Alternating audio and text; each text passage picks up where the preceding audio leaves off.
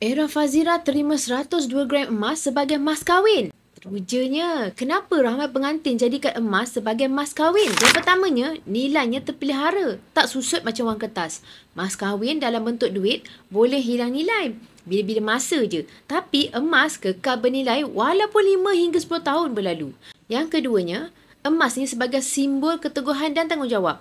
Emas bukan sekadar hadiah, ia simbol kemampuan suami menyediakan yang terbaik. Yang ketiga, emas ni adalah aset terus jadi milik isteri. Emas adalah harta yang sah milik isteri sepenuhnya. Jika berlaku kecemasan, emas tu boleh dicairkan untuk bantu diri atau keluarga. Yang keempat, emas ni sesuai sebagai simpanan jangka panjang. Dalam perkahwinan, ada fasa naik turun. Mas kahwin emas dapat jadi backup saving tanpa sedar.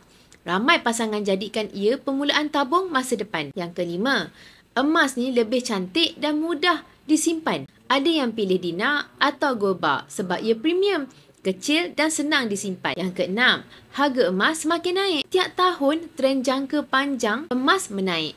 Jadi, mas kahwin dalam bentuk emas sebenarnya hadiah yang makin bernilai. Kalau anda bakal nak berkahwin lagi 3 tahun, mulakan simpan emas sekarang. Jadikan mas kahwin dan boleh juga jadikan kos sebagai pembiayaan keseluruhan perkahwinan anda. Jadi, tak perlu berhutang. Kalau bermula, boleh klik borang sign up. InsyaAllah saya tunjukkan cara terbaik simpanan emas anda.